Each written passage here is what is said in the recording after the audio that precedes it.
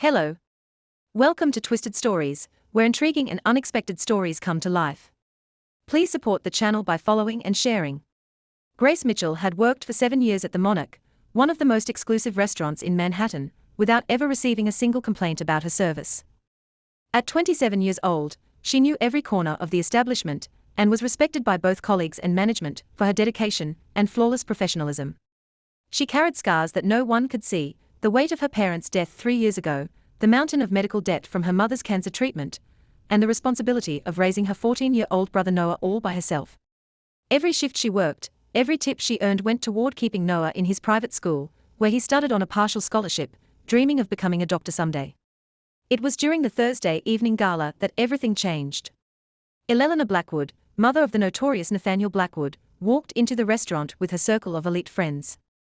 Everyone in New York knew the Blackwood name, whispered about their empire of hotels and businesses, though few dared to speak openly about the darker power that family truly held. From the moment Eleanor sat down, she began making venomous remarks about the service, her voice rising deliberately so other guests could hear her criticisms. "This table is set incorrectly," Eleanor complained while adjusting the silverware that was already perfectly aligned. "And where is the bread? We have been sitting here for 5 minutes." Grace approached with a professional smile, carrying a basket of warm artisan bread fresh from the oven. "Good evening, madam. I apologize for the delay. Here is your bread just out of the oven." "Just out of the oven?" Eleanor picked up a piece and examined it as if it was something disgusting. "Hard as a rock. They cannot even make proper bread in this place." Eleanor's friends laughed nervously, clearly uncomfortable with their host's behavior. Grace maintained her composure, as she always did in difficult situations. "I can bring a different selection if you prefer. We have many options." "No need. Seeing this incompetence has already ruined my appetite." Eleanor pushed the basket away forcefully. Grace picked up the basket without showing any irritation.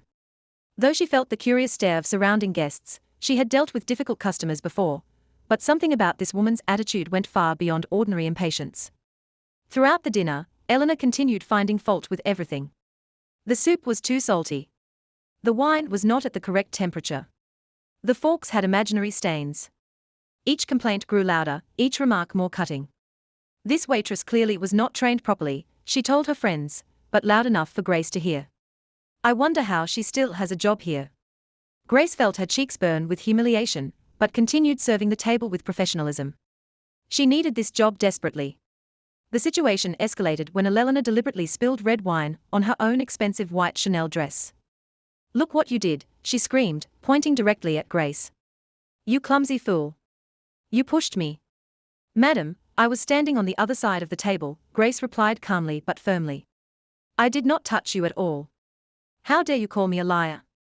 Eleanor stood up dramatically. "This dress costs more than your entire year's salary." The other guests stopped eating to observe. Silence fell over the main hall, broken only by the soft clinking of silverware and interrupted whispers. Richard Porter, the restaurant manager, appeared immediately with obvious tension on his face. He understood the importance of the Blackwood family. Knew what they were capable of. Knew that crossing them meant consequences no one wanted to face. "Mrs. Blackwood, please calm down. We will resolve this immediately." "Grace, apologize to her now," Richard said with a trembling voice. Grace looked at the manager in disbelief. 7 years of honest work, and he was asking her to apologize for something she did not do. "Mr. Porter, you know I did nothing wrong. She spilled the wine herself." "Grace?" His voice came out higher than intended. "Apologize now or you are fired." Eleanor smiled triumphantly, crossing her arms with an air of victory. This was exactly what she wanted, to humiliate this woman in front of everyone. "I am waiting." Eleanor tapped her foot on the marble floor. "A public apology for your incompetence." At that exact moment, something inside Grace shattered. Not from the humiliation itself, but from the blatant injustice of the situation. She had dedicated 7 years of her life to this place, treated every customer like family, and now she was being forced to lie to protect the ego of a spoiled woman who believed her wealth and her family's dark power made her untouchable. She looked at Eleanor's main course, grilled salmon with vegetables and the house special sauce, and made a decision that would change her life forever. "You want an apology?" Grace picked up the plate with both hands. "Here is my apology." And she poured the entire contents over Eleanor Blackwood's head. The sauce dripped down the perfectly styled platinum hair. Vegetables scattered across the silk-covered shoulders. Pieces of salmon stuck to the expensive diamond necklace. Eleanor stood frozen for several seconds, too shocked to react. The entire restaurant fell into absolute silence. Even the other servers froze mid-motion, plates suspended in the air, eyes fixed on the surreal scene unfolding before them. No one had ever dared to challenge the Blackwood family like this, and everyone knew there would be consequences. If you are enjoying this story, tap the like button and share it with someone who needs to hear this. Subscribe to our channel so you do not miss what happens next. Your support means everything to us. What Grace did not know was that Nathaniel Blackwood himself was about to watch this video, and his reaction would be nothing like anyone expected. Then Eleanor exploded. Her scream ripped through the silence like thunder in a quiet night. "How dare you do this to me?" Eleanor howled as sauce kept running down her face, dripping from her chin onto her expensive diamond necklace. "I'll ruin you. I'll sue you until you don't have a single cent left. Do you know who I am? Do you know what my family can do to you?" She swung toward Richard Porter with a crazed stare. "Call the police right now. I want this girl arrested. I want her in jail. I'll take this restaurant to court. You'll be shut down. Every one of you will pay." Richard Porter stood there trembling like a leaf before a storm. His face whiter than the tablecloth, his mouth moving, but no words coming out. Eleanor's friends jumped up in a panic, trying to wipe sauce and vegetables off her with white napkins. But Eleanor slapped their hands away. "Don't touch me!" she screamed, her eyes locked on Grace, blazing with fury. Grace stood there with a strange calm. The storm had passed, and now she felt an odd, quiet peace spreading through her chest. Slowly, she untied the white apron she'd worn for 7 years, folded it carefully, as if it were a sacred ritual, then set it down on the table beside the sauce that was still spreading. "Mrs. Blackwood," Grace said, her voice clear and steady over the guests' whispers. "You can sue me. You can destroy my career. You can use your family's money and power to do anything you want. But there's one thing you can't take from me.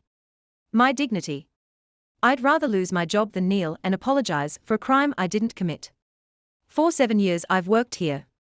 For 7 years I've treated every guest like family. And tonight I learned a lesson that there are people who believe money can buy everything, even someone else's self-respect. But they are wrong." She turned to Richard Porter. "Mr. Porter, thank you for these 7 years, but I can't work in a place where I'm forced to lie to protect bullies." Then Grace turned and walked away, back straight, head held high, her step steady across the gleaming marble floor. She didn't run, she didn't rush. Each step was a silent declaration of dignity no one could strip away. The guests watched her in silence, some with eyes full of admiration, some with worry for the fate of the young woman who had just dared to challenge one of the most powerful families in New York. Grace's heels clicked in an even rhythm, each tap like the heartbeat of a proud spirit that refused to bow. And in the darkest corner of the restaurant, where the chandelier light couldn't reach, a man had been watching everything from beginning to end. Marcus Chen sat there alone, a glass of whiskey in his hand, long forgotten. He was the right hand of Nathaniel Blackwood, assigned to keep an eye on his boss's mother whenever she went out, because Nathaniel knew all too well that his mother's temper could cause unnecessary trouble. But tonight, Marcus had witnessed something he'd never seen in 10 years working for the Blackwood family. An ordinary person with no money, no power, no backing, had stood up to Eleanor Blackwood and walked away like a queen. Quietly, Marcus pulled out his phone. He'd recorded the entire incident from the moment Eleanor began to harass her. His finger slid across the screen as he sent the video to Nathaniel with a short message. "You're going to want to see this." Then Marcus stood, left a few bills on the table, and silently walked out of the restaurant, heading in the opposite direction from Grace. Behind him, Eleanor was still screaming about lawsuits and revenge. But Marcus knew the most important thing tonight wasn't her rage. The most important thing was the look in the girl named Grace's eyes when she stood up for herself. A look with no fear, no regret, only a flame Marcus had never seen in anyone who faced the Blackwood family. And he had a feeling Nathaniel would very much want to know about this woman. The moment Grace pushed through the glass doors of the Monarch and stepped onto the Manhattan sidewalk, the November night wind slammed into her face like a freezing slap. And suddenly, all the strength she'd just shown inside the restaurant vanished without a trace. Her legs started to shake. First, a faint tremor in her knees, then spreading down into her calves, her ankles, until she had to grip a street light pole to keep from collapsing right there on the pavement. The adrenaline that had held her upright through her confrontation with Elena Blackwood drained out of her body, leaving behind a hollow space so empty it made her dizzy. Grace drew a deep breath, trying to steady the frantic rhythm of her lungs. What had she just done? She just dumped an entire plate of food over the head of the mother of one of the most powerful men in New York. She'd just thrown 7 years of her career into the trash in a single impulsive second. Her hand shook as she fished her phone from her pocket, the screen lighting up to a wallpaper photo of Noah in his school uniform, his bright smile cutting into her heart like a blade. She tapped his number, each ring stretching like a century. Noah picked up on the third ring. Grace, why are you calling so early? Aren't you done with your shift yet? His voice came through, surprised. And Grace had to bite down hard on her lip to keep a sob from spilling out. Noah, something happened at the restaurant. I'm coming home earlier than usual. Don't worry, I'll tell you when I get home. There was silence on the other end. Then Noah's voice returned tight with concern. Are you okay? You sound weird. I'm okay. Grace lied, forcing her voice into the most normal shape she could manage. I'm just a little tired. Keep doing your homework. I'll be home soon. She ended the call before Noah could ask another question, because she knew if she heard his voice for even one more second, she'd cry right there on the crowded streets of Manhattan. Grace walked to the nearest bus stop, every step heavy as if she were wearing stones. She sat on the icy bench and watched yellow taxis glide past, pedestrians rushing by in thick coats, life continuing around her, as if nothing had happened. But Grace's world had just collapsed. 7 years. 7 years she'd given to the monarch. 7 years of late nights and early mornings. 7 years of enduring difficult guests. 7 years of smiling even when she was exhausted to the bone. And now it had all dissolved into smoke because of one plate of salmon. The bus arrived. Grace climbed aboard like a machine, swiped her card, and found a seat at the back. She stared out the window, the city lights sliding by in blurred streaks, and in her mind, the numbers began to line up. The rent for her studio in Brooklyn was due next week. This month's utilities still hadn't been paid. The medical debt from her mother's cancer treatment still had more than $50,000 left unpaid. Noah's private school tuition, even with a partial scholarship, still devoured nearly $1,000 a month. And now she didn't have a job. Worse than that, she just provoked the Blackwood family, a family that, according to the rumors, could make anyone disappear from this city if they wanted to. Who would dare to hire her after this? The news would spread. People in the restaurant world all knew each other, and no one wanted to hire an employee who had poured food over a customer's head, especially when that customer was Elena Blackwood. Grace felt her throat tighten. She'd fought to protect her dignity. But what was the price? What would happen to Noah? He was only 14. He dreamed of becoming a doctor. He needed a real education, and she'd promised her mother before she died that she'd take care of him properly. Tears began to slide down Grace's cheeks, and she quickly turned her face toward the window. So no one would see. Had she been selfish? Had she put her own self-respect above her little brother's future? But then she remembered Elena's triumphant stare when she demanded Grace kneel and apologize. She remembered the humiliation of being forced to lie in front of dozens of people, and she knew that if she could choose again, she'd do the same thing. There were things you couldn't trade away, and dignity was one of them. The bus stopped near her apartment. Grace stepped down and drew a deep breath of Brooklyn's bitter night air. She didn't know what tomorrow would look like. Didn't know where she'd find the money next week to pay the bills. But one thing she knew for certain, tonight she would have to face Noah and explain everything. And that might be the hardest thing she'd ever have to do. Grace pushed open the door to their tiny studio apartment. And the familiar scent of the vanilla candle Noah liked to light every night rushed into her nose. Noah was sitting at his desk by the window, but his books had been shoved aside, clearly unable to focus since the moment he'd gotten her call. The instant he saw Grace step inside, Noah sprang to his feet, his eyes sweeping her from head to toe, as if searching for an injury. Are you okay? He asked at once, his voice thick with worry. You said something happened. What happened? Did someone do something to you? Grace looked at her brother, a 14-year-old boy who was already almost as tall as she was, his face still holding traces of childhood, but his eyes grown older too soon after the losses they'd had to carry. She took off her coat and hung it on the hook behind the door, then slowly sat down on the old sofa and patted the empty spot beside her. Come sit with me, Grace said softly. I'll tell you everything. Noah sat down next to her, his whole body taut like a drawn string. Grace drew a deep breath and began to tell him. From the moment Eleanor Blackwood walked into the restaurant with that arrogant attitude, the bitter remarks, the humiliation rising minute by minute, all the way to the moment Eleanor poured wine onto her own dress and blamed Grace for it. Grace told him how Richard Porter demanded she apologize, about the ultimatum that forced her to choose between her job and her self-respect, and finally about the decision to dump the plate of salmon over the head of that powerful woman. When Grace finished, the room fell into silence. Noah sat there, lips pressed tight, his eyes darkening in a way Grace recognized immediately. The way he tried to hold his feelings down whenever he was angry or scared. "You lost your job," Noah said, not as a question, but as a statement. "Yes," Grace admitted. "I lost my job, so what are we going to live on?" Noah's voice shook slightly. "Next month's rent, my tuition, and the hospital debt, too." Grace felt her heart tighten as she listened to him list the financial burdens a 14-year-old shouldn't have to think about. "I'll find another job," she said, trying to keep her voice hopeful.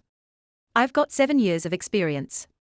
Someone else will hire me, but you made the Blackwoods angry," Noah said bluntly. "Everybody knows who they are. Nobody dares touch someone they hate." Grace didn't know how to answer because he was right. But then Noah did something that took her completely by surprise. He turned to look straight into her eyes, and instead of blame or fear, something else lit up in his gaze. "You did the right thing," Noah said, his voice so firm, Grace had to blink in shock. "She had no right to treat you like that.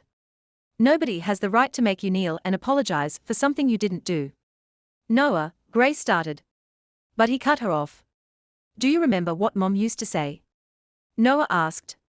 "Mom always said, money can be lost and earned again, but once you lose your self-respect, you never get it back.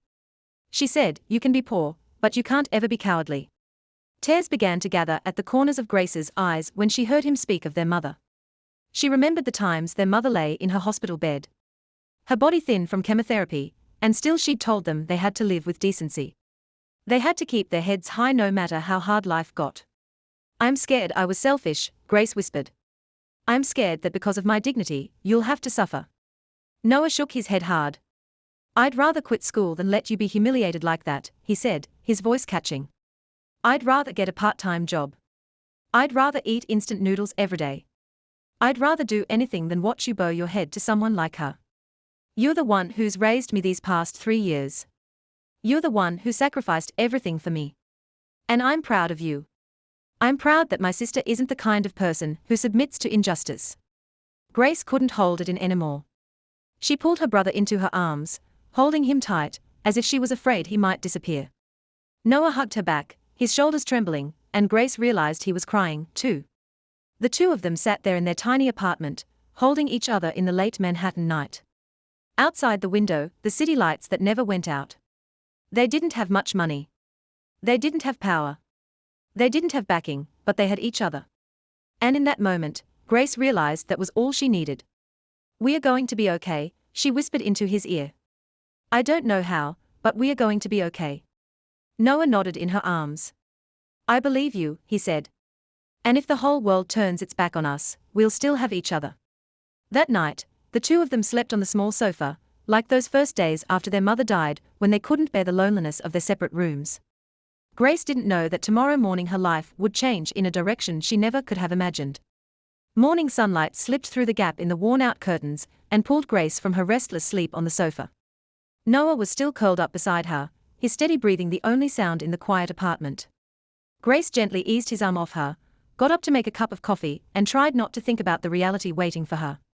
Right then, her phone buzzed hard, the screen flashing the name Diane, her closest coworker at the Monarch. Grace hesitated for a second, then answered, "Grace." "Oh my God, Grace, are you on social media right now?" Diane's voice came out breathless, like she'd just run a marathon. "You have to look. Your video is everywhere." "What video?" Grace asked, her heart starting to pound faster. "Last night's video," Diane nearly shouted. "Someone recorded the whole thing and posted it online. It's gone insanely viral. Millions of views overnight. The Brave Girl hashtag is trending #1 on Twitter." Grace nearly dropped her phone. She hurried to open her social media app and couldn't believe her eyes. The video of her dumping food over Eleanor Blackwood's had already had more than 5 million views, and the number was still climbing by the second. Comments flooded in like a waterfall. Messages from strangers pouring into her inbox without stopping. "You're a hero," one person wrote. "Finally, someone had the guts to stand up to arrogant rich people." "I'd do the exact same thing if I were in her situation," someone else commented. "Dignity isn't for sale," but not everyone was on Grace's side. "She's unprofessional," one account wrote. "No matter how difficult a customer is, a server has no right to act like that. She deserved to be fired. She'll never find work in this industry again." Another person sneered. The public split into two clear camps, arguing fiercely under every post. The ones who supported Grace praised her as a symbol of standing up against class injustice. The ones who opposed her said she'd acted thoughtlessly and destroyed her own career in a stupid impulsive moment. But whichever side they chose, everyone agreed on one thing. This girl had real nerve. Grace scrolled farther, and her heart stuttered when she saw comments mentioning the Blackwood name. "She's dead for sure," someone wrote. "Does she even know who the Blackwoods are? They are not the forgiving type. She touched Nathaniel Blackwood's mother." Someone else wrote with a skull emoji. "Pray for her." The story wasn't spreading only among ordinary people. In places where the media spotlight didn't reach, in VIP rooms of high-end nightclubs, in closed-door meetings of the underground business world, the tale of the waitress who dared to challenge the Blackwood family traveled from mouth to mouth like a legend. "Did you hear?" a casino boss murmured to his partner. "Some girl dumped a whole plate of food over Eleanor Blackwood's head right in the middle of the restaurant in front of 100 people." "That's crazy," the partner said. "Doesn't she know who Eleanor's husband used to be? Doesn't she know what her son is holding in his hands? Or maybe she does and she still did it." The casino boss took a sip of whiskey. "And that's even scarier. In New York's underworld, recklessness was respected, but blind recklessness was despised, and nobody knew which kind this waitress named Grace Mitchell was. Some people bet she'd disappear within a week. Some people bet the Blackwood family would make an example of her to warn anyone who ever dared to oppose them. But everyone agreed that no matter how it ended, this was the first time in decades someone had dared to publicly humiliate a member of the city's most powerful dynasty. Grace sat there on her cheap kitchen chair, staring at the phone in her hand, as if she were watching someone else's life. She didn't want fame, didn't want to become the center of a social media war. She only wanted to be treated like a human being with dignity. But now it was too late. The whole world knew her face, knew her name, and most important of all, the Blackwood family knew, too. Noah woke up, rubbing sleep from his eyes. "What are you watching?" he asked. Grace didn't know how to answer. She didn't know that somewhere else in the city, in the penthouse at the top of Blackwood Tower, a man was watching that video again and again, with an expression no one could possibly read. The penthouse on the highest floor of Blackwood Tower looked down over all of Manhattan like a king surveying his kingdom. Early sunlight poured through the floor-to-ceiling reinforced glass, lighting up a vast space furnished with expensive dark-toned pieces, and art worth millions of dollars. Nathaniel Blackwood stood before the wall of glass with his back to the room, holding a cup of black coffee with no sugar. He was only 36, yet he already held an empire his father had spent a lifetime building. Tall, broad-shouldered, black hair slicked neatly back, a sharp angled face with a jawline that looked carved from stone, and eyes the color of cold gray winter storms. In the legitimate business world, people knew him as a brilliant businessman who owned a chain of five-star hotels and high-end real estate. But in the underworld, the name Nathaniel Blackwood made even the toughest men lower their heads. He wasn't like his father. He didn't like displaying power through violence. He preferred silence, calculation, and waiting. His enemies often didn't know they were dead until it was too late. A knock sounded at the door. Nathaniel didn't turn, but he knew exactly who it was. "Come in, Marcus," he said, his voice low and flat, like a lake without a ripple. Marcus Chen stepped inside, his black suit flawless as always, his expressionless face the result of more than 10 years working at Nathaniel's side. "Boss, I've got something," Marcus said, moving to the glass table and setting his phone down. "I sent you this video last night, but you probably haven't watched it yet." Nathaniel turned, one eyebrow lifting slightly. "What video?" "About your mother," Marcus replied. "Something happened last night at the Monarch." Nathaniel set his coffee down, walked to the table, and picked up the phone. He pressed play, and the room fell silent as the video ran. Nathaniel watched from beginning to end without saying a word, his face giving nothing away. When the video ended, he didn't speak. He just dragged the slider back to the start and watched again and again and again. Marcus stood quietly, watching his boss with curiosity he kept carefully hidden. He'd braced himself for rage, for orders of revenge, for a command to find that reckless waitress and ruin her life. But none of that happened. Instead, on the fifth viewing, Nathaniel suddenly paused the video at a specific moment and zoomed in. It was the instant right before Grace lifted the plate, when she looked straight into Eleanor's eyes without a trace of fear. "What do you see in her eyes?" Marcus asked, breaking the silence for the first time. Nathaniel didn't answer right away. He kept staring at the screen, at the eyes of a stranger, daring his mother, daring his entire family, daring everything this world believed no one would ever touch. And then something happened that Marcus never thought he'd see. Nathaniel smiled.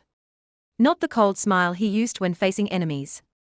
Not the polite smile he wore for business partners, but a real smile, the corner of his mouth lifting with something like amusement, even admiration. "She isn't afraid," Nathaniel said, and his voice carried a note Marcus had never heard before. "My mother threatens her. The manager threatens to fire her. The whole restaurant is staring at her, and she isn't afraid. Even knowing who our family is, she still stands straight and does what she believes is right." Marcus nodded.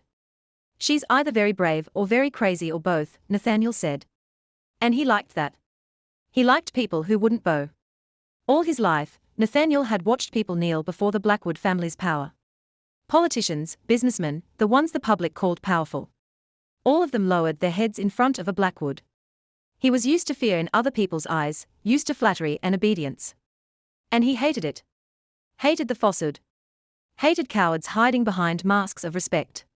But this girl who was only an ordinary waitress with no money and no power, had stood up and done what none of those powerful people dared to do. Nathaniel set the phone down and looked his right-hand man straight in the eye. "I want to know everything about her.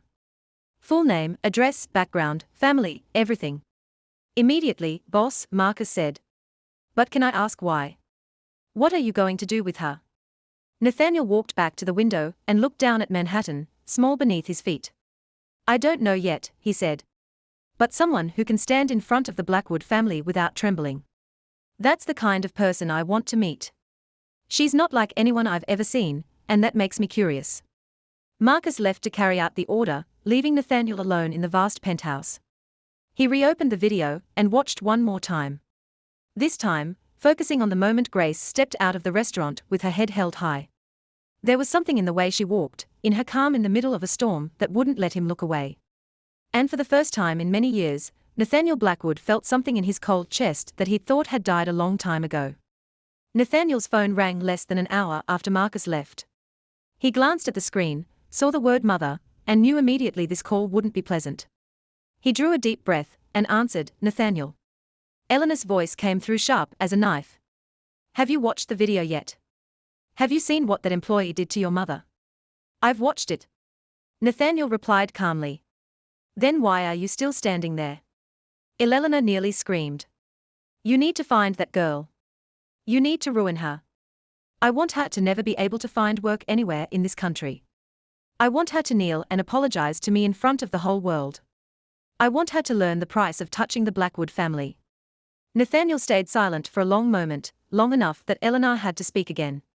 "Are you listening to me, Nathaniel?" "I am," he said, "and my answer is no." The silence on the other end stretched so long, Nathaniel thought the call had dropped. Then Eleanor's voice returned.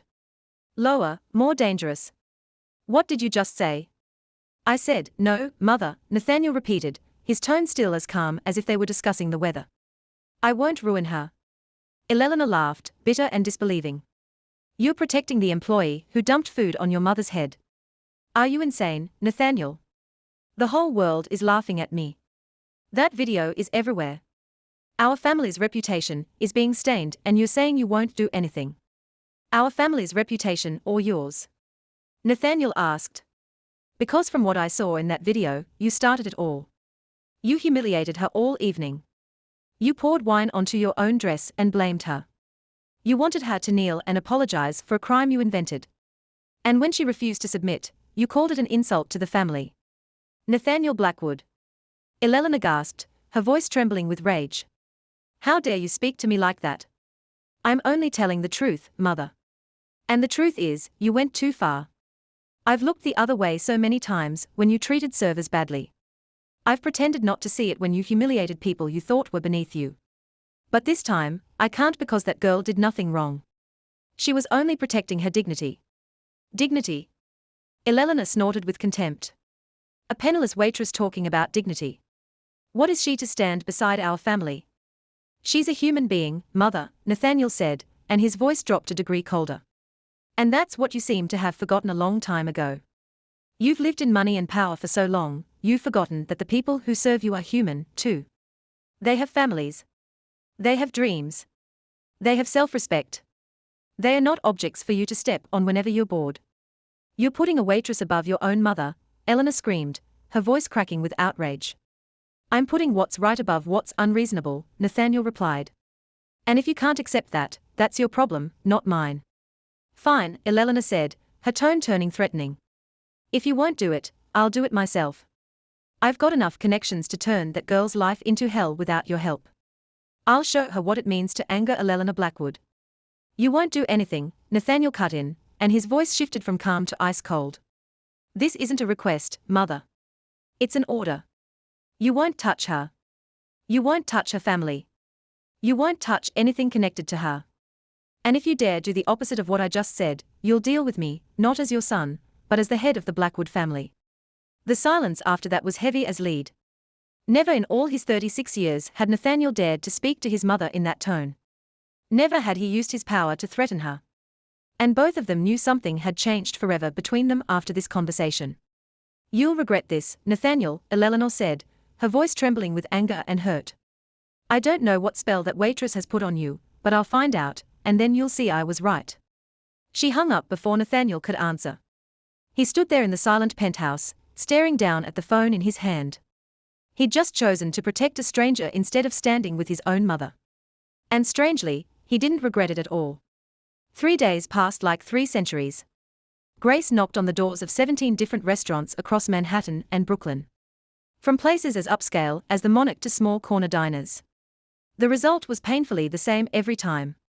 At first, everything seemed to go smoothly. Managers looked at her 7 years of experience with impressed eyes, nodded at the positive feedback from her former co-workers, and acted ready to hire her on the spot. But then they asked for her name. And the moment the name Grace Mitchell left her lips, everything changed. Their eyes dimmed, their smiles vanished, and polite, but final refusals spilled out as if rehearsed. We'll get back to you, they said. But Grace knew no call would ever come. The position has already been filled, they lied, even while the hiring sign still hung in the window. You're not the right fit for our style, they said without giving her a chance to prove anything. By the 17th restaurant, Grace didn't have the strength left to pretend she didn't understand what was happening. A kind manager at a small place in Queens finally told her the truth. Miss Mitchell, I'm very sorry, but nobody in this industry dares to hire you. Your name is blacklisted. Everyone knows what you did to Mrs. Blackwood. And nobody wants trouble. That family can shut down any restaurant they want with one phone call. I've got a family to feed. I can't risk it. I'm sorry. Grace left that diner with legs that felt made of lead. She'd known this would happen. Noah had warned her that very night. But hearing someone say it to her face that an entire industry had turned its back on her, still hit like a punch to the gut she hadn't been ready for. When she got home, Grace opened her savings book and stared at the number shrinking day by day. This month's rent was paid, but what about next month? The utility bill was already due. The medical debt payment would come in 2 weeks, and Noah's tuition for the next term had to be paid within a month. With what she had left, she could last about 6 weeks if she squeezed everything down to the bone. No eating out, no buying anything that wasn't necessary. But what came after 6 weeks if nobody would hire her? 6 months or 6 years wouldn't change a thing. Noah noticed the change even though Grace tried to hide it. He saw her get up at 5 every morning to go to interviews. Saw her come back with red-rimmed eyes and a strained smile. Saw her sitting at the kitchen table at midnight, staring at the pile of bills, but he didn't ask. He didn't want to add pressure. Instead, he quietly ate less at breakfast. Lied that his school had a free lunch program, so he didn't need to bring food. Turned off his bedroom light earlier to save electricity. He also secretly went online to look for part-time jobs for high school students, even though he knew Grace would never allow it. On the third night, After Noah fell asleep, Grace sat alone in the dark and looked around their tiny studio apartment. It was the only place the two of them could call home after their parents died.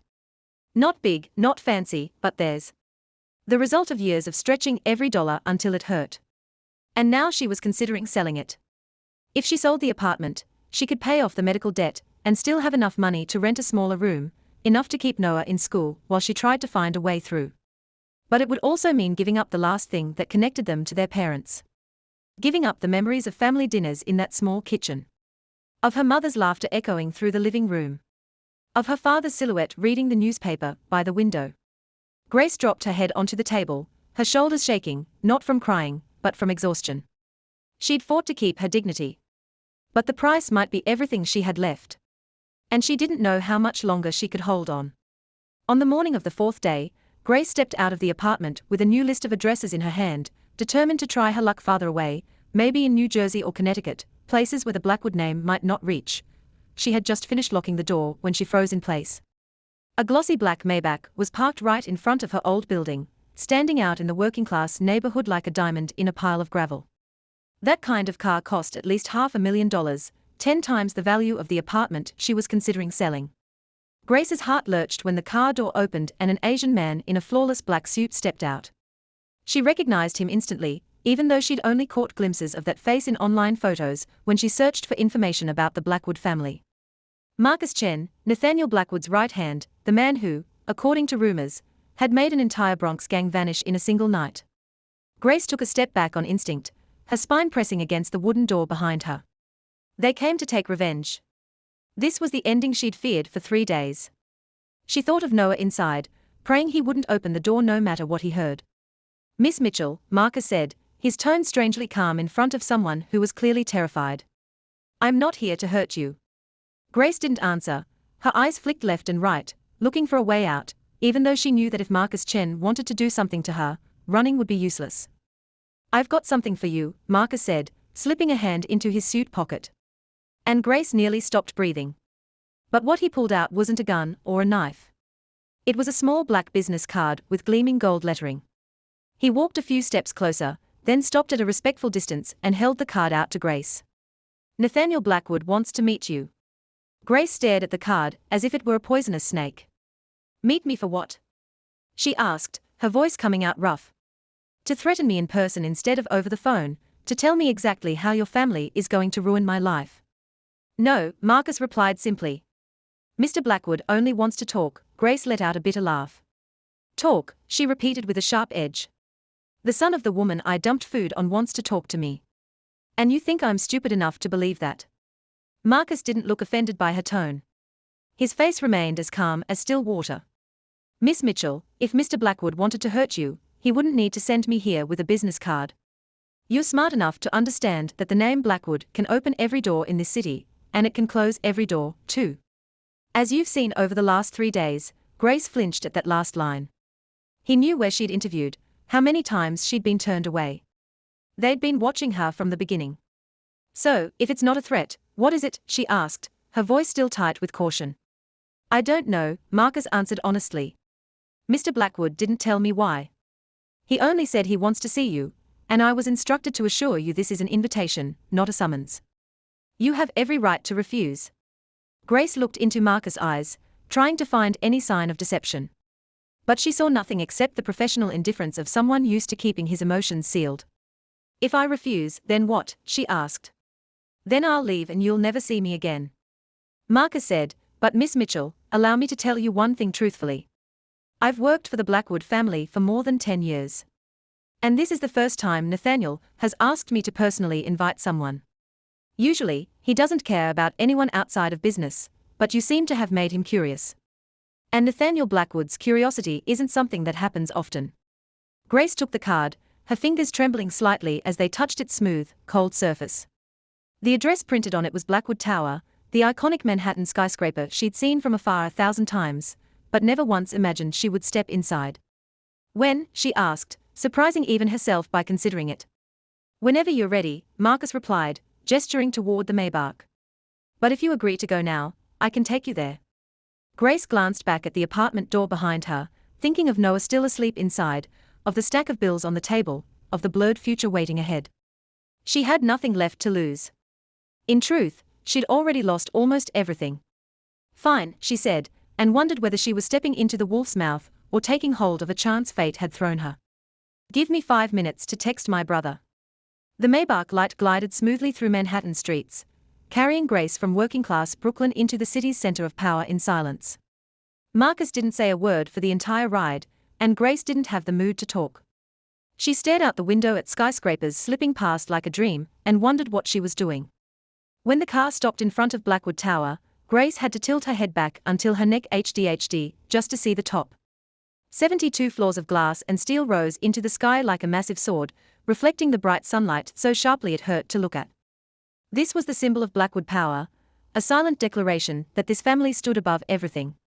Marcus led her through the main lobby, where polished black marble floors reflected their shadows like the surface of a still lake. Employees in perfect uniforms bowed to Marcus as they passed, their eyes flicking toward Grace with curiosity carefully hidden. A private elevator carried them to the 72nd floor, and Grace's ears rang from the pressure changing too fast. When the doors opened, she stepped into a completely different world. The penthouse was as large as a whole field with soaring ceilings and glass walls that looked out over Manhattan from above. Luxurious dark interiors, art worth millions of dollars, antiques. Grace was sure belonged in a museum more than a home. The air felt different here, heavier, as if the walls themselves were breathing out power and threat. Wait here, Marcus said, then disappeared behind a heavy oak door. Grace stood alone, feeling like a small fish thrown into the ocean. She didn't dare sit on the expensive leather chairs, didn't dare touch anything, only stood still and tried to control a heartbeat that pounded like war drums. Then she heard footsteps. Nathaniel Blackwood stepped out from the door Marcus had just disappeared through, and Grace understood immediately why people feared him so much. It wasn't because he was frighteningly tall, though he stood nearly a head above her. It wasn't because his sharp, cold face looked carved from stone, though that alone could make anyone hesitate. It was his eyes. Grey eyes as cold as a blizzard, sharp as a razor, cutting straight through her, as if reading every thought in her mind. They were the eyes of someone who'd seen too much, done too much, and no longer flinched at anything. Miss Mitchell, Nathaniel said, his voice low and even, like water moving under ice. Thank you for coming, Grace swallowed, forcing her voice not to shake. I don't think I had many choices, Mr. Blackwood. Nathaniel tilted his head slightly, something flickering in his icy eyes, vanishing too fast for Grace to know what it was. You had a choice, he said. Marcus told you this was an invitation, not an order. Then why did you invite me here? Grace asked bluntly, no longer patient for circles. To tell me in person that you're going to ruin my life, because I insulted your mother. Nathaniel didn't answer right away. He walked to the glass window and looked down at Manhattan, small beneath his feet, his back to Grace. I've watched that video many times, he said. And there's one thing I don't understand. What? Grace asked. Why did you dare to do it? Nathaniel turned back to face her. You knew who my mother is. You knew what my family can do. You knew you'd lose your job and never find another in this industry. You knew all of that, and you still did it. Why? Grace met those cold, grey eyes. And strangely, she didn't feel the fear she expected. Maybe because she'd already lost too much and had nothing left to fear. Because I'm not an object for people to step on, she said, her voice clear and steady in the vast room. Your mother may be rich, may be powerful, may make this whole city tremble, but that doesn't give her the right to humiliate me. It doesn't give her the right to make me kneel and apologize for something I didn't do. I may be poor. I may be just a waitress. Nobody knows. But I'm still a human being, and my dignity isn't for sale, even if the price is everything I have. The room fell silent after her words. Nathaniel stood motionless, his eyes still fixed on her without blinking. But something was changing in that stare. A small crack in the thick ice he'd built for years. You know, he said after a long moment. All my life I've met thousands of people, politicians, businessmen, the ones the world calls powerful, and every one of them bows to my family. Every one of them is willing to sell their soul for a little advantage. But you, an ordinary waitress, dared to stand straight and say no. You dared to trade everything just to keep something most people don't even realize they've lost. Self-respect. He paused. And what he did next caught Grace completely off guard. He smiled. Not a cold smile, not a mocking one, but a real smile that made his sharp face look different all at once. Younger, more human. And that makes me curious about you, Miss Mitchell. Nathaniel said, very curious. That smile disappeared as quickly as it had come, and Nathaniel returned to his familiar cold expression. He walked to a black oak desk, took out a file and set it down in front of Grace. I have an offer for you, he said. Grace eyed the folder with undisguised suspicion. What kind of offer? Do you know the sterling? Nathaniel asked. Grace nodded. Who in the restaurant world didn't know the sterling? A 5-star restaurant inside the Blackwood Grand Hotel in the heart of Manhattan, where a single dinner cost what she used to earn in a whole month at the Monarch. The current manager of the Sterling just resigned, Nathaniel went on. I need someone to replace them, and I want that person to be you. Grace thought she'd misheard him. She opened her mouth to speak, but no sound came out. Nathaniel Blackwood, the son of the woman she dumped food on, was offering her the manager position at one of the most luxurious restaurants in New York. Are you joking? She finally managed. I don't joke, Nathaniel replied. Especially not about business. But why? Grace asked, her voice still full of doubt. I publicly humiliated your mother. That video is everywhere. My name is being blacklisted across the industry. And you want to hire me? It doesn't make any sense. Nathaniel studied her for a long moment before he answered. You have 7 years of experience with a spotless record. Not a single complaint. That's rare. And you have something I look for in a manager, but rarely find. What a spine. Nathaniel said, someone who will stand up for what's right even when there's a price to pay. That's the kind of person I need. Someone who won't bow to unreasonable customers just because they are rich. Someone who puts standards and principles above money. The Sterling needs someone like that. Grace still didn't believe it. And what about your mother? She'll never accept this. My mother doesn't get to decide who works for me, Nathaniel replied, his voice cooling a degree when he mentioned Eleanor. This is my company, not hers. Grace looked down at the file, opened the first page, and nearly lost her breath when she saw the proposed salary. It was 5 times what she'd made at the Monarch. Enough to pay off the medical debt within 2 years. Enough for Noah to keep studying without having to worry about money.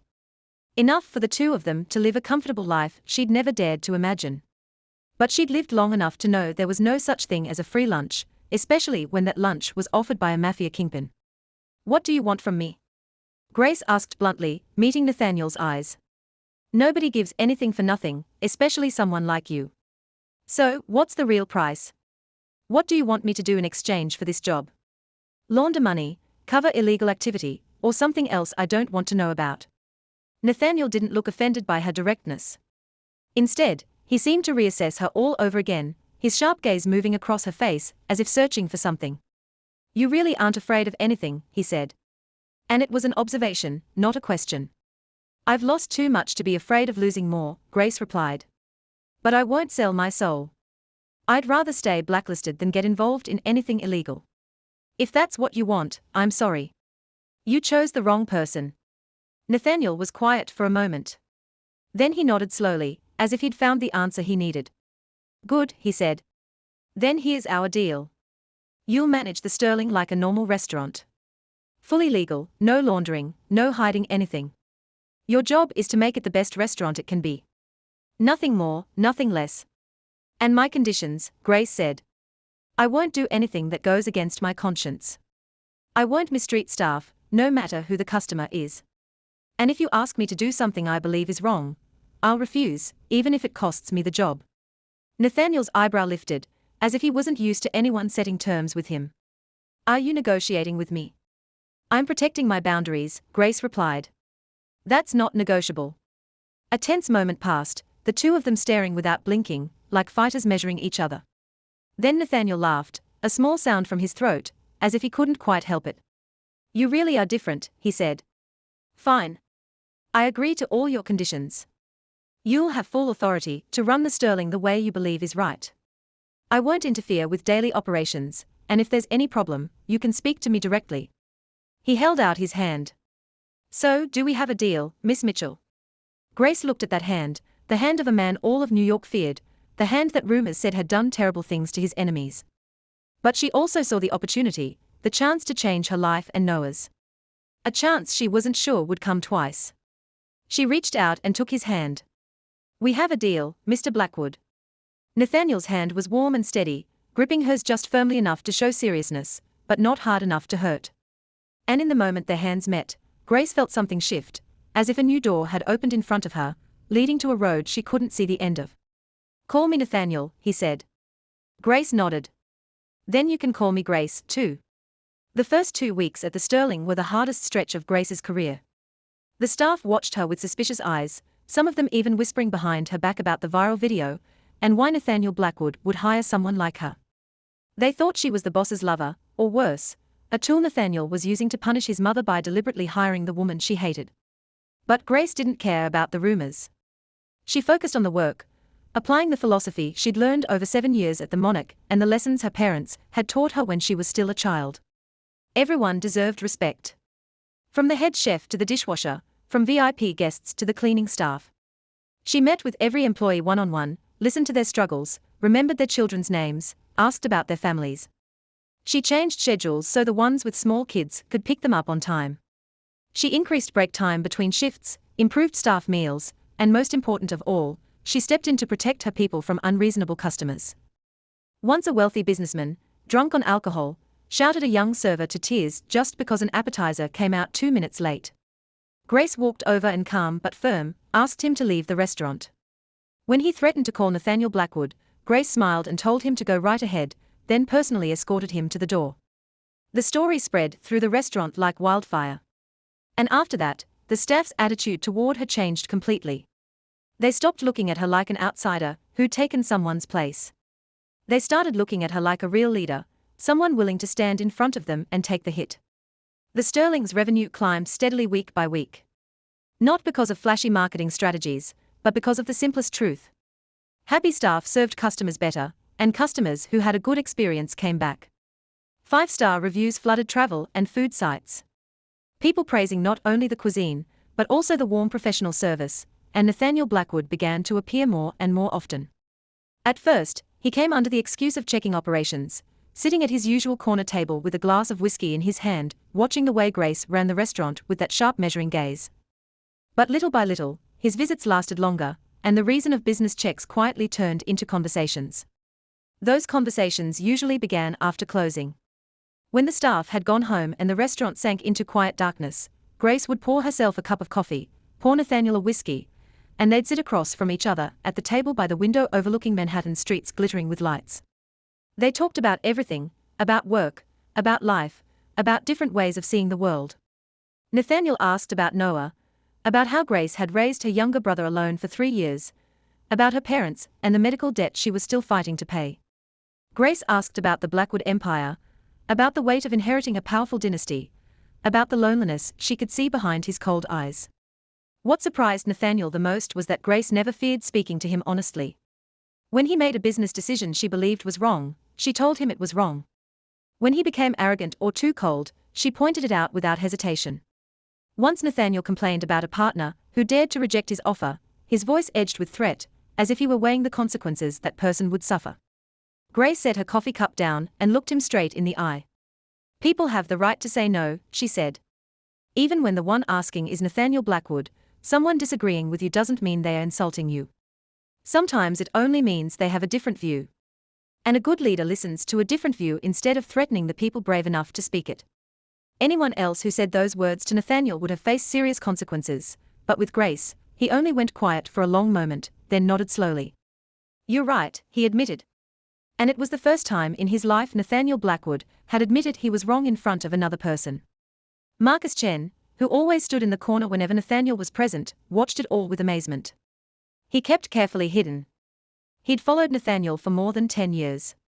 Had seen his boss deal with enemies, partners, women who tried to get close for money and power. But he'd never seen Nathaniel like this. Never seen his cold boss truly listen to someone, truly laugh at a clever remark, truly open himself about things he'd kept buried for years. Grace Mitchell was doing what nobody had ever done. She was touching the real man behind Nathaniel Blackwood's cold mask. And Marcus didn't know whether that was good or bad. But he knew one thing for certain. Everything was changing. And when everything changed around Nathaniel Blackwood, this whole city would have to change with him. One Friday night near the end of the month, Noah suddenly showed up at the Sterling. Grace was double-checking the weekend reservation list when the restaurant doors opened and her 14-year-old brother walked in with his school backpack on his shoulder and that familiar bright smile. "Grace, I came to pick you up," Noah said. "I finished my exam early today, so I thought I'd surprise you." Grace was about to rush over and hug him when she noticed Nathaniel sitting at his usual corner table, a whiskey in his hand, those grey eyes watching Noah with open curiosity. Noah noticed the presence of the unfamiliar man, too. He slowed mid-step, and his instinctive guard made him move closer to his sister. "Who's that?" "Grace?" Grace drew a breath, unsure how to introduce him. "This is Nathaniel Blackwood, the owner of this restaurant," she said. "And this is Noah, my brother." Noah's eyes widened at the name Blackwood.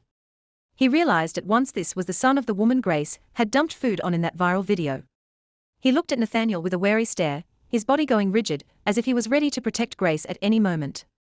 But instead of acting threatening, Nathaniel stood and walked over, his face softening in a way that felt unusual for him.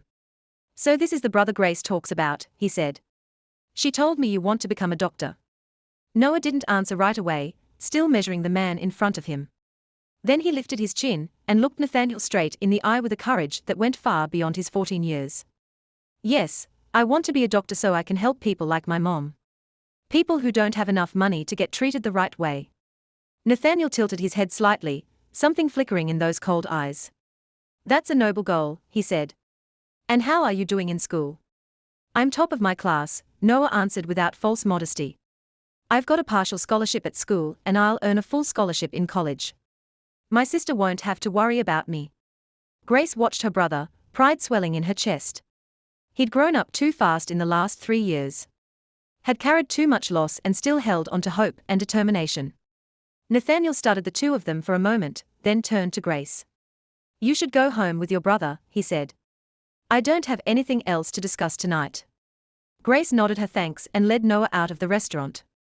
On the way home, Noah stayed quiet for a long time before he finally spoke. "The way he looks at you is different," he said. "Different how?" Grace asked. "I don't know how to explain it." Noah shrugged. "But I've never seen anyone look at you like that. Like you're the most precious thing in the room." Grace didn't answer, but her cheeks burned in the dark. A week later, Noah ran home with a stunned expression. "Grace," he shouted. "The school called me into the office today. They said someone paid all my tuition through my high school graduation.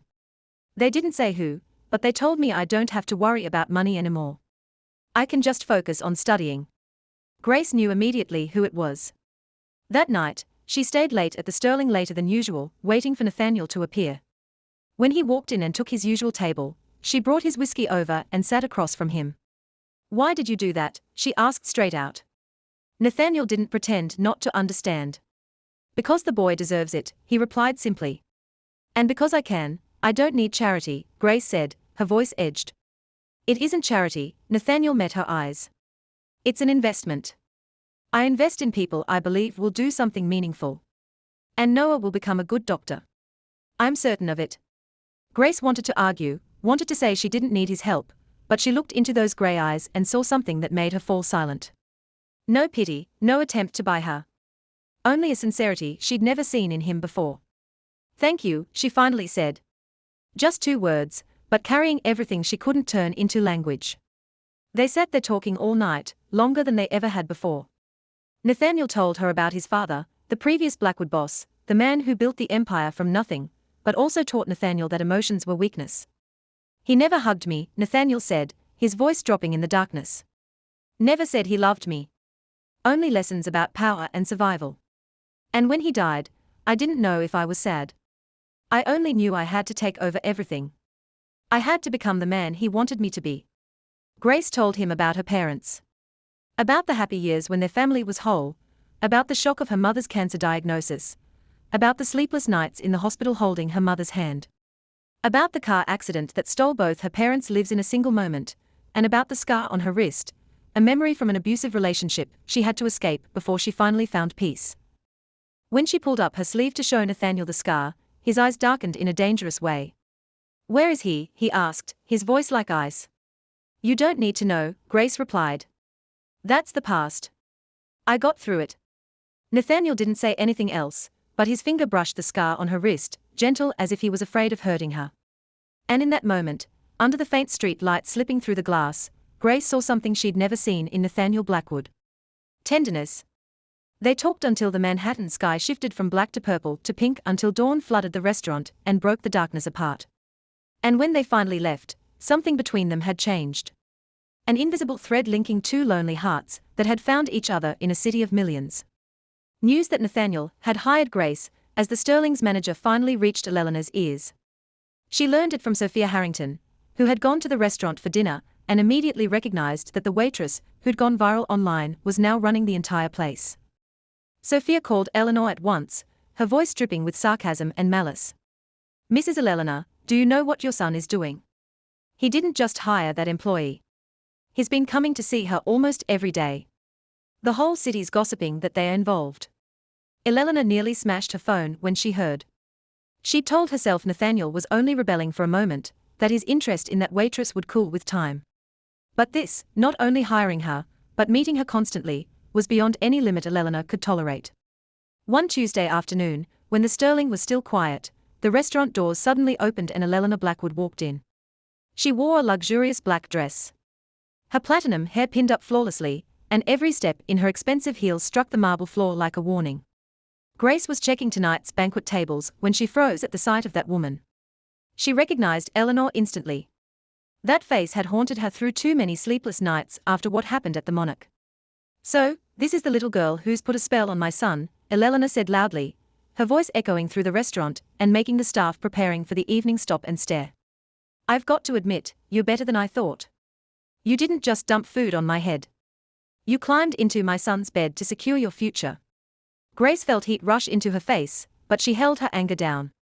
"Mrs. Blackwood," she said as calmly as she could. "Please leave my restaurant." "Your restaurant?" Eleanor laughed with contempt. "This is the Blackwood family's restaurant. My son's restaurant, and you're just pretending to be a manager." A few employees stood open, mouthed in shock. Grace stepped closer, facing Eleanor head-on, and she didn't back up even 1 inch. Even though the woman in front of her could ruin her life with a single phone call. "I'll say it one more time," Grace said, her voice clear. "Please leave right now." Eleanor took a step forward, her gaze vicious. "Who do you think you are?" Eleanor whispered low enough that only Grace could hear. "Do you think Nathaniel truly cares about you? He's only using you to provoke me. And when he's tired of you, you'll be back to being the same Penn Niles waitress you were before. But this time, I'll make sure you never raise your head again. Not just you, your precious little brother, too. I heard he's in private school dreaming of becoming a doctor. It would be such a shame if something happened to that dream." Grace felt her blood turn to ice when Eleanor mentioned Noah. She could endure any humiliation aimed at her. But Noah was the line nobody was allowed to cross. "If you dare touch my brother," Grace said, her voice shaking. Not with fear, but with rage. "I swear to you, what will you do?" Eleanor mocked. "Dump another plate of food on my head." The restaurant doors flew open, and Nathaniel walked in with a face like ice. Marcus came right behind him, clearly having alerted his boss the moment he discovered Eleanor was there. "Mother," Nathaniel said. Just one word, but it carried a storm. Eleanor turned to face her son. The smile on her lips never wavering. "Nathaniel, you came at the perfect time. I was talking to your employee. Step outside and talk to me." Nathaniel cut in, his voice leaving no room for refusal right now. Eleanor shot Grace one last threatening look before following Nathaniel out. They stood on the sidewalk in front of the restaurant, and the argument exploded. "You've crossed the line," Nathaniel said. "I warned you not to touch her." "She's using you," Eleanor screamed. "I'm your mother. I'm protecting you." "You're protecting your wounded ego," Nathaniel replied coldly. "Grace isn't using me. She didn't even want to accept any help from me. She's the only person in my life who's dared to speak to me straight without fear. The only person who looks at me like a human being instead of a mafia boss or a walking check." "Then what am I to you?" Eleanor demanded, her voice trembling with anger and hurt. "You're the person who's tried to control my life for 36 years, Nathaniel said bluntly. "You're the person who's never asked what I want, only cared about what I should become by your standards. And now that I've found someone who actually matters to me, you want to destroy it." Eleanor stood there stunned, hearing her son say it to her face for the first time in her life. "Listen to me, mother." Nathaniel stepped closer, his voice dropping into a threatening whisper. "If you touch Grace or Noah, even a single hair, I'll cut you off completely. I'll strip your access to the family's assets. I'll make sure you have no influence left in this society. And you know I can do it. You know I don't make empty threats." Eleanor looked into her son's eyes, and for the first time in years she saw absolute seriousness there. This wasn't Nathaniel in a moment of anger. This was Nathaniel who'd made a decision. "You'll regret this," Eleanor said, but the confidence she'd walked in with was gone. "No, mother," Nathaniel replied. "The only thing I regret is that I didn't stand up to you sooner." He turned and walked back into the restaurant, leaving Eleanor alone on a Manhattan sidewalk. And for the first time in her life, she realized she could truly lose her son. Eleanor wasn't the kind of woman who accepted defeat.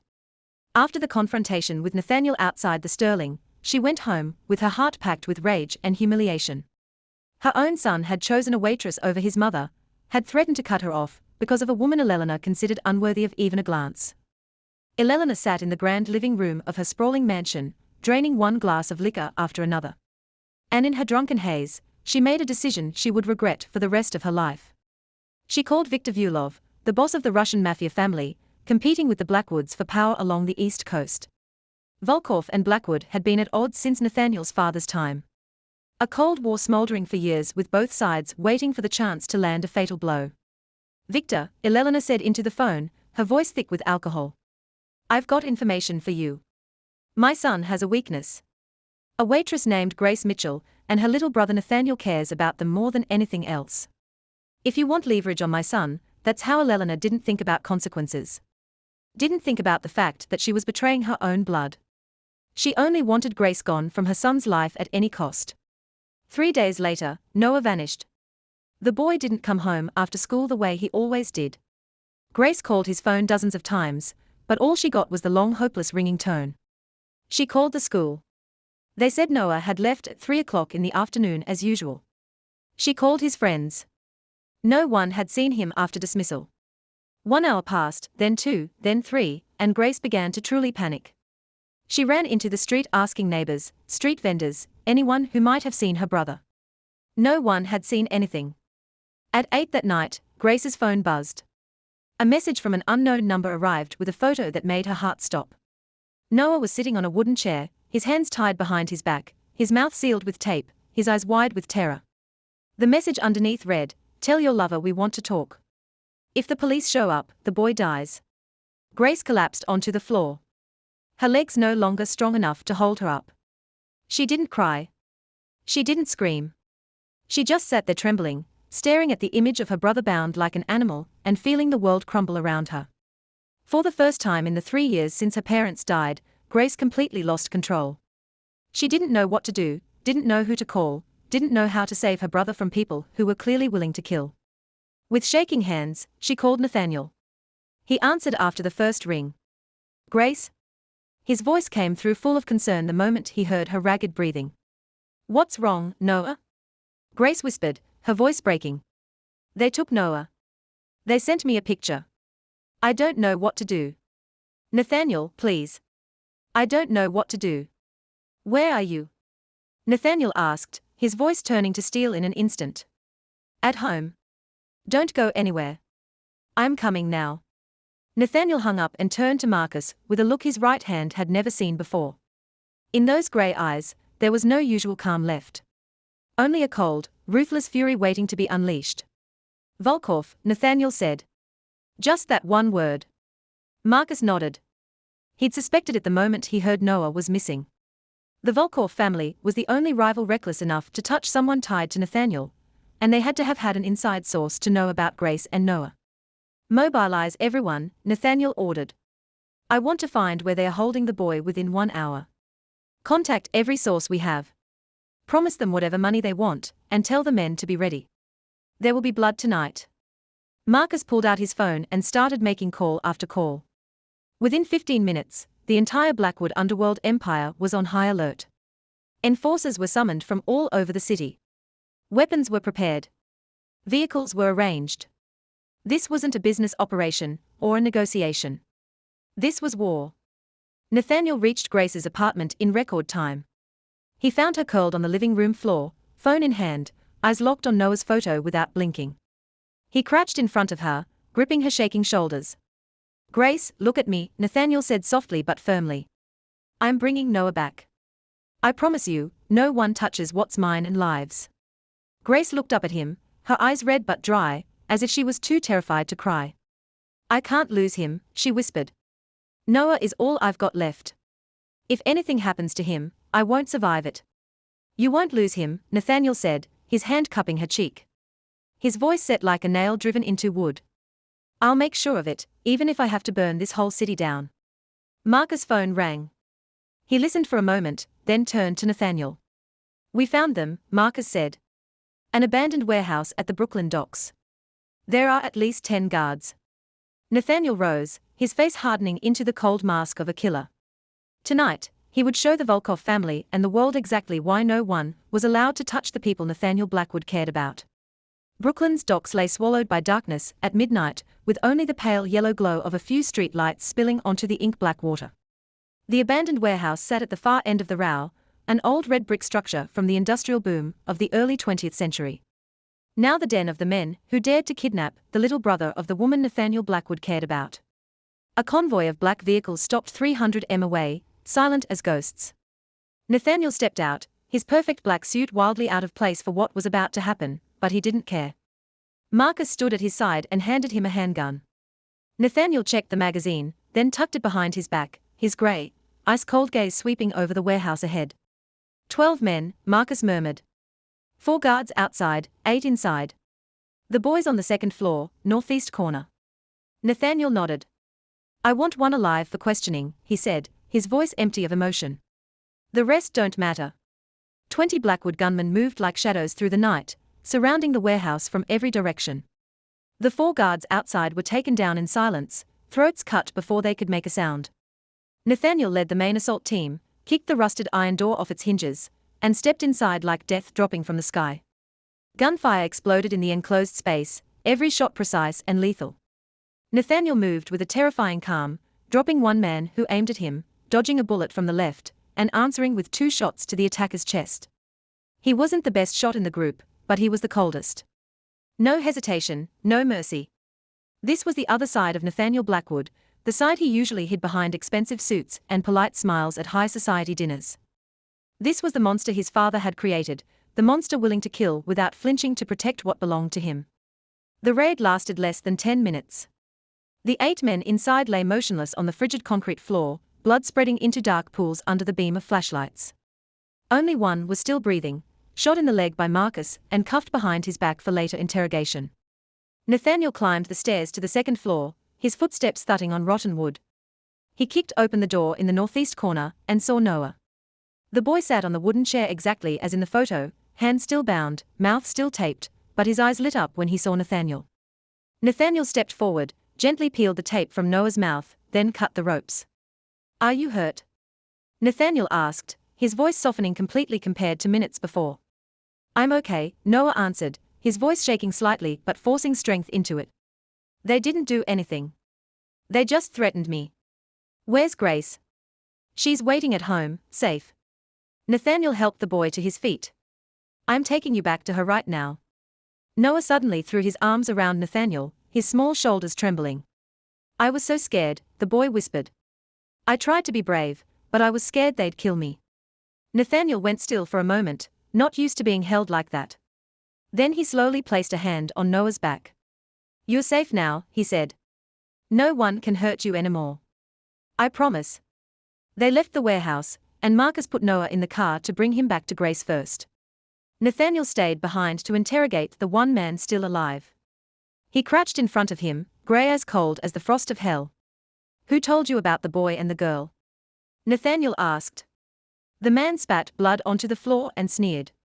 "I don't know anything." Nathaniel pulled a knife from inside his jacket, slowly set the blade against the man's little finger. "I'll ask again," he said calmly. "And every time I hear the wrong answer, I'll cut off a finger. When I run out of fingers, I'll move to toes, then to other parts. I've got all night."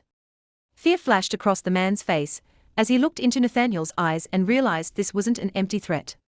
All right, he screamed. A woman, she called Boss Vulov. She said she was your mother. Nathaniel froze. He heard the words, but his mind refused to process them. His mother, his own mother, had handed information to the enemy so they could kidnap an innocent 14-year-old child. What did she say? Nathaniel asked, his voice so hollow it was frightening. She said you had a weakness. The man stammered. A waitress and her little brother. She said if the boss wanted leverage on you, that was how.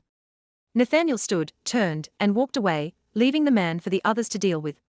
He stepped out of the warehouse, drew in the cutting cold air of the Brooklyn night, and felt something inside him die forever. He'd suspected many things about his mother. Her arrogance, her selfishness, her cruelty, but he'd never believed she'd go this far. She'd been willing to let an innocent child be killed just to punish a girl who'd embarrassed her. Nathaniel pulled out his phone and called the family's lawyer. The man answered after a few rings, his voice thick with sleep from being woken after midnight. I want you to do what I told you last week, Nathaniel said coldly. Cut off my mother's access to the family assets completely. Freeze every account she's using, cancel her credit cards, and make sure she can't touch a single dollar of Blackwood money ever again. Mr. Blackwood, the lawyer hesitated. She's your mother. Are you sure? She's not my mother anymore, Nathaniel replied. From this moment on, Elena Blackwood is dead to me. When the car brought Noah back to their Brooklyn apartment, Grace had been waiting at the door for a long time. She rushed out and wrapped her arms around her little brother, squeezing so tight Noah had to gasp that he couldn't breathe. But Grace didn't let go. She just held him like that, tears sliding down her cheeks, her whole body trembling with relief. I'm okay, sis. Noah whispered. I'm okay. Nathaniel saved me. Grace lifted her head and looked at Nathaniel, standing a few steps away, still in his black suit now speckled with blood, his face exhausted, but his eyes softening as he watched the two of them. She slowly released Noah, walked up to Nathaniel, and without a single word, she hugged him. Nathaniel went still for a second. Then his arms slowly closed around her, holding tight, as if he was afraid she'd disappear. They stood there in silence in the freezing Brooklyn night, holding each other like two people who'd survived a storm. Thank you, Grace whispered against his chest. Thank you for saving Noah. Thank you for keeping your promise. Nathaniel didn't answer. He just held her tighter. Then he placed a hand beneath her chin, lifted her face, and under the pale yellow street light, he looked into her eyes, still red from crying. I don't know what I would have done if I'd lost you, he said, his voice rough with emotions he wasn't used to showing. I've lived 36 years without truly caring about anyone. But now, I can't imagine a life that doesn't have you in it. Grace looked into those grey eyes, the eyes that had once been cold as a blizzard and were now warm in a way she'd never seen before. She didn't speak. She just rose onto her toes and pressed her lips to his. Their first kiss was gentle and soft. Not rushed, not demanding, just two lonely souls who had finally found each other. Noah stood in the doorway, watching them with a huge grin, deciding this was the perfect moment to slip inside and give them space. A year passed since that fateful night. Grace and Nathaniel were officially dating, even though they kept it quiet from the media and the public. Noah moved into a larger apartment Nathaniel bought for the two of them. Even though Grace fought it fiercely at first until Nathaniel convinced her it was for Noah's safety. The Sterling kept thriving under Grace's management, becoming one of the highest-rated restaurants in New York. And Elena, she lived in a kind of living hell. After Nathaniel cut her off completely, word spread through high society like wildfire that she'd betrayed her own son to a rival mafia family. No one knew the exact details, but everyone knew Elena had done something unforgivable, something so severe her own son had turned his back on her. The wealthy friends she used to dine with abandoned her one by one. Sophia Harrington, the first person to tell her about Grace, became the first to deny she even knew her. The exclusive clubs where Elena had been a member quietly revoked her status. Invitations to glittering parties stopped arriving at her mansion. Elena sat alone in the vast estate that now felt cold and hollow, and she didn't have enough money to keep all the staff, so she'd been forced to let most of them go. She lived off her meager personal savings, nowhere near enough to maintain the luxury she'd once considered normal. On long, sleepless nights, she stared at old photos of Nathaniel as a boy and wondered where she'd gone wrong. After 6 months drowning in alcohol and self-pity, Elena finally decided to see a therapist. Not because she wanted to change, but because she couldn't bear the loneliness anymore. Yet those sessions slowly opened wounds she'd hidden her whole life.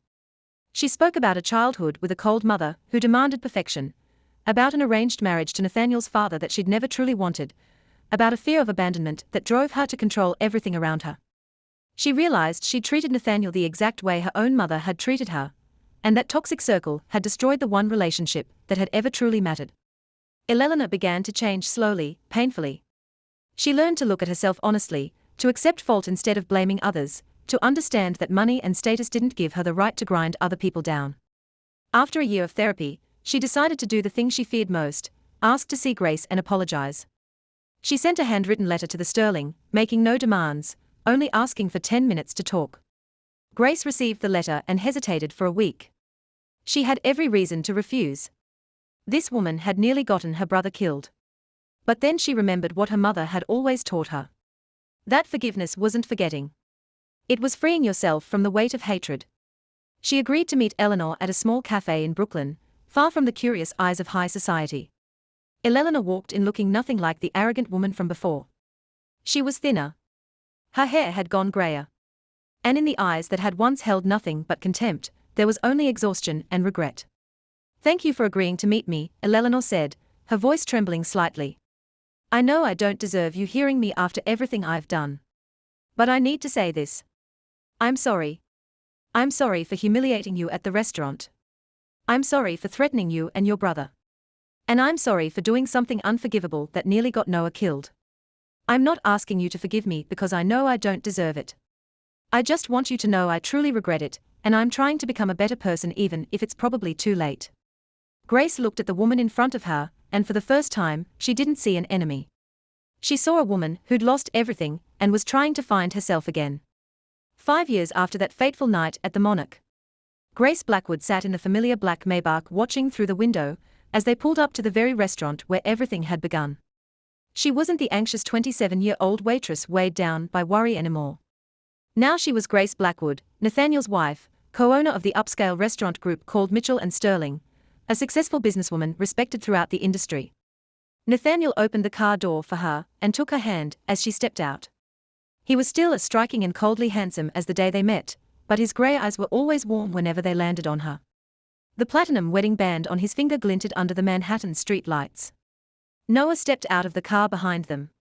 Now a tall 19-year-old in his second year at Columbia Medical School on a full scholarship, he'd achieved his dream of becoming a doctor. And Grace knew their parents were smiling from somewhere high above. And the last person to step out made anyone who remembered the old story blink in disbelief. Elelena Blackwood, now 70, her hair completely silver, her face far gentler than the arrogant, cruel woman she'd once been. After 4 years of therapy, volunteering at support centers for abused women, and proving her change day by day, she'd slowly been welcomed back into the family, though with clear boundaries. Richard Porter, still the manager at the Monarch, nearly collapsed when he saw Grace walk in. "Mrs. Blackwood," he said, his voice trembling. "It's an honor to welcome you." Grace smiled. "A table for 4, Mr. Porter." They sat at the best table in the restaurant, the very one Eleanor had sat at 7 years earlier on that fateful night. Grace looked around the familiar dining room, remembering every corner where she'd once worked, remembering late nights when her feet HDHD, but she still forced a smile for customers. Remembering the moment she'd lifted that salmon plate and changed her life forever. Who would have thought a plate of food dumped on someone's head could lead to all of this? Elelena said, her voice carrying a touch of self-mocking humor. "A family, a business empire, and a mother-in-law with better manners." Everyone laughed, including Grace. 5 years ago, she couldn't have imagined sitting at dinner with Eleanor without wanting to dump something on her again. But people could change. And Eleanor had proven it. "Grace," Noah said, "I want to raise a glass to you for everything you've done for me, for never giving up, no matter how hard life got, and for teaching me that dignity is the most precious thing a person has. No one has the right to take it away, and you should never trade it for anything." Grace felt her eyes sting. She held Nathaniel's hand on her left, Noah's on her right, and looked at Eleanor across from her. This was her family built from the ashes of tragedy, bound together by forgiveness and growth. Nathaniel lifted his glass. "To second chances," he said, "and to people brave enough to change." Eleanor nodded, her eyes shimmering. "And to people kind enough to give others the chance to change," she added. Looking at Grace with deep gratitude, they clinked their glasses, and Grace stared into the red wine glowing in candlelight. She remembered the red wine Eleanor had poured onto her own dress 7 years ago, remembered the blatant injustice of that night, and realized life had a strange way of turning its darkest moments into the beginning of something bright. Sometimes we have to lose everything to gain everything. Sometimes we have to stand up for ourselves even when we know the consequences could be terrifying. And sometimes the people we think are our enemies become family. That's the story of Grace Mitchell, the waitress who dared to stand up for her dignity in the face of power and wealth and who in the end found the happiness she deserved. My dear friend, this story teaches us that dignity isn't for sale, that people can change if they truly want to, and that life always offers second chances to those brave enough to take them. How do you feel about this story? Have you ever faced a moment where you had to stand up for your self-respect? Share your thoughts in the comments below. We truly love to hear the stories from deep in your heart. If you enjoyed this story, don't forget to hit like, share this video with your friends and loved ones, and subscribe to our channel so you don't miss more moving stories every day. Wishing you and your family good health, joy, and peace. Goodbye for now, and I'll see you in the next video.